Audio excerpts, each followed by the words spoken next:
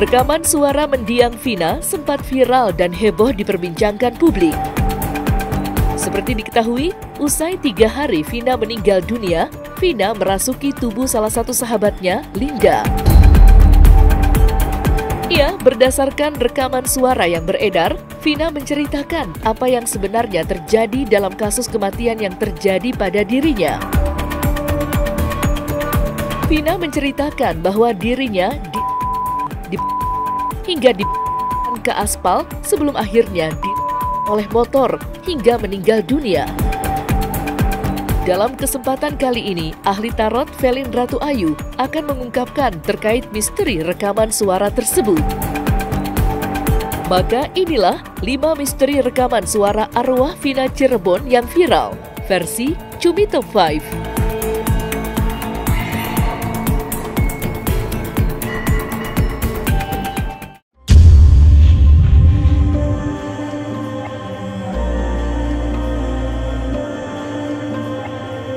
Ahli tarot Velin Ratu Ayu secara mengejutkan mengungkapkan bahwa ia ragu terhadap rekaman suara arwah Vina yang viral di media sosial. Dalam kesempatan ini, Velin Ratu Ayu juga mengungkapkan alasan mengapa dirinya ragu terhadap rekaman suara arwah Vina tersebut. Menurut Velin Ratu Ayu, seseorang yang dirasuki arwah mendiang yang sudah meninggal tidak akan mungkin selama itu, dan menceritakan kronologi yang terjadi dengan sangat detail. Pasalnya, manusia dan arwah memiliki lintas dimensi yang berbeda. Seseorang kerasukan tidak akan sampai selama itu dan sedetil itu ya. Yang jadi pertanyaan adalah kenapa sosok ini yang dinyatakan kerasukan sampai melihat ya, sampai dia menjelaskan sedetil itu dari kejadian kronologi sampai dengan apa yang pernah dilakukan tersangka tersebut sampai berapa jumlah dari tersangkanya. Ada apa dengan dia ya? Itu sangat tidak mungkin sekali.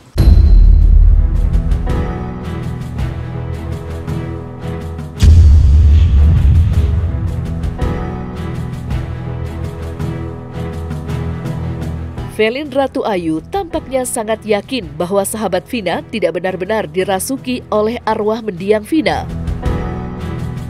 Dan secara psikologi kalau aku lihat ya dari sosok seseorang sahabat ini, karena dia dibayangin oleh sosok arwah tersebut, karena dia adalah salah satu saksi kunci. Kejanggalan yang dirasakan oleh Velin Ratu Ayu terhadap sahabat Vina yang bernama Linda bukan tanpa sebab.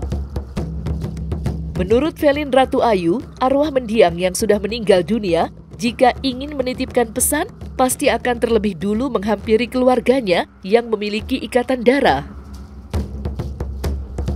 Jika ditelisik lebih dalam, Linda yang mengaku dirasuki oleh arwah mendiang Vina hanyalah seorang teman dekat dari Vina. Ketika roh itu datang, yang jadi pertanyaan satu, kenapa dia tidak memasuki roh ataupun badannya kakaknya atau ibunya? Pertanyaan aku gitu. Kenapa harus sahabatnya? Ya, kenapa harus sahabatnya? Dan kenapa harus sedetil itu? Itu aja pertanyaan aku. Roh yang benar-benar roh, biasanya dia akan masuk lewat kerabatnya. Karena itu masih ada hubungannya dengan darah daging, dan itu artinya pesan untuk keluarga. Kalaupun harus ada yang disampaikan, insya Allah dia akan masuk lewat tubuh kerabatnya, bukan orang lain. Yang bisa memasuki tubuh roh seseorang itu adalah yang satu darah. Kecuali, ada pengecualian, kecuali orang itu adalah semacam indigo atau dia yang memiliki kemampuan dalam melihat makhluk astral. Itu sangat mungkin. Mediator mediator yang memang dia bisa memasuki alam alam gaib. Tapi kalau tidak, dia tidak akan pernah masuk kepada tubuh orang lain, apalagi orang lain itu dia akan memasuki tubuh keluarganya.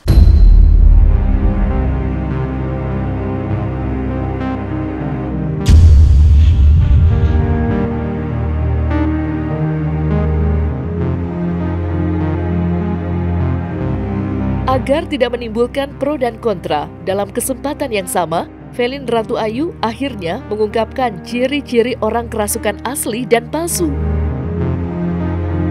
Ya, menurut Velin Ratu Ayu, seseorang yang benar-benar dirasuki oleh arwah mendiang, tubuhnya akan terasa dingin, wajahnya terlihat pucat dan lepas dari kontrol, lantaran jiwanya berbenturan dengan arwah yang berasal dari dimensi lain.